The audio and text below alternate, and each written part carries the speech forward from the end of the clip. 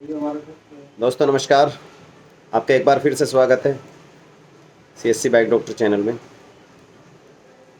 हम यहाँ से आपको देते हैं आपके टू व्हीलर संबंधी बहुत सारी अच्छी जानकारी,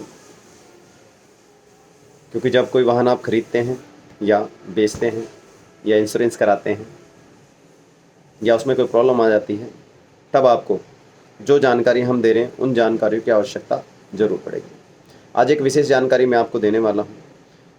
वो जानकारी ये है कि अगर आप कोई पुराना सेकंड हैंड वाहन खरीदें तो उसमें आप किन किन सावधानियों का ध्यान रखें, क्योंकि सेकंड हैंड जब हम कोई वाहन खरीदते हैं, टू व्हीलर हो या फोर व्हीलर, तो उसमें हमें कुछ सावधानी अगर हम नहीं रखते हैं तो भविष्य में हमें समस्याएं आ सकती हैं।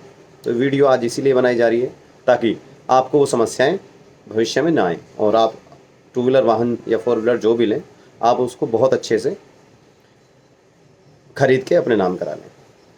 तो सबसे पहले दोस्तों मैं आपको बताना चाहता हूं कि जब भी कोई टू व्हीलर या फोर व्हीलर आप सेकंड हैंड खरीदें, आप देखेंगे उसकी आरसी लें और उस पर देखेंगे वो मॉडल कौन सा है जो कस्टमर बता रहा है, जो बेचने वाला व्यक्ति है वही मॉडल है या नहीं है, और उसके ऊपर HP तो नहीं है, यानी उन व्यक्ति ने वो गाड़ी फाइनेंस तो नहीं कराई थी, टू व्हीलर या फोर व्हीलर वाहन। अगर फाइनेंस कराया है तो उस पर लिखा होता है, आप उसे ज़रूर चेक करें। और अगर फाइनेंस कराया और उन्होंने किस्तें दे दी हैं तो वहाँ से आपको मिल जाएगी NOC। जो कंपनी होगी फाइनेंस कंपनी, वो NOC दे देगी उनको, फिर कोई दिक्कत नहीं है लेने में। दूसरा, वो वाहन धुआं तो नहीं दे रहा है या बहुत ज़्यादा तो चला हुआ नहीं है। तीसरा कि टू व्हीलर या फोर व्हीलर एक्सीडेंट तो नहीं है। अगर एक्सीडेंट होता है तो वो जब आप उसको ड्राइव करोगे तो आपको महसूस हो जाएगा, अगर आप अच्छे ड्राइवर हैं, वरना किसी मैकेनिक को ज़रूर दिखाएं। तीसरा, आप जो भी टू व्हीलर खरीद रहे हैं, फोर व्हीलर वाहन, मतलब कुछ भी हो सकता है, तो जिस ज़िले के आप हैं, निवासी हैं, जैसे मैं मेरठ से हूँ तो मैं प्रयास करूँ कि मेरठ का ही लूँ, और अगर मेरठ का ना मिले, अगर किसी अन्य ज़िले का मिलता है तो हमें हाथ के हाथ उसकी NOC वहाँ से कटवा लेनी चाहिए RTO ऑफिस जाकर, और उस टू व्हीलर को अपने नाम करा लेना चाहिए। बिना नाम कराए कोई भी टू व्हीलर ना लें।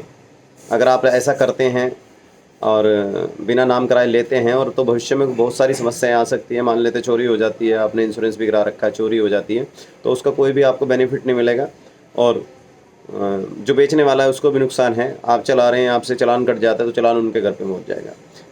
और फिर दूसरा, आप ये भी ध्यान रख सकते हैं, ये भी ध्यान जरूर देना चाहिए कि जब आप टू व्हीलर खरीद रहे हैं, जब आप वाहन खरीदें तो ये देख लेना चाहिए, ऑनलाइन प्रक्रिया है ये, आप देख सकते हैं कि उस वाहन के ऊपर कोई चालान तो नहीं है। पता चला कि उसमें 5-10 चालान है और वो फिर आपको ही भरने पड़ रहे हैं, ऐसा हो जाता है दोस्तों। तो इस बात का भी विशेष ध्यान रखें। दूसरा, एक सबसे अहम बात है कि जिस व्यक्ति से आप वो टू व्हीलर को खरीद रहे हैं, क्या उसके नाम ही है वो, मतलब RC पे भी उसी का नाम होना चाहिए, तभी वो उसको बेचने का भी अधिकारी है। वरना अक्सर होता है क्या, लोग साइन लेटर पे लेके चलाते रहते हैं।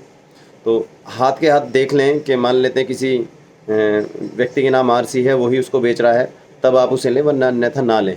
एक सबसे ज़रूरी और सबसे अहम बात जो मैं आपको बताना चाहता हूं दोस्तों, जब भी आप कोई टू व्हीलर लें या फोर व्हीलर लें, कोई भी वाहन खरीदें, तो उसको सबसे पहले कहें कि भाई मैं तब इसको लूँगा जब आप इसको नाम करवा देंगे। यानी तुरंत के तुरंत RTO ऑफिस जाएं और जाकर उसको नाम करा कर आ जाएं। 2-4-5 दिन में RC आ जाएगी, बाद में कोई प्रॉब्लम नहीं है।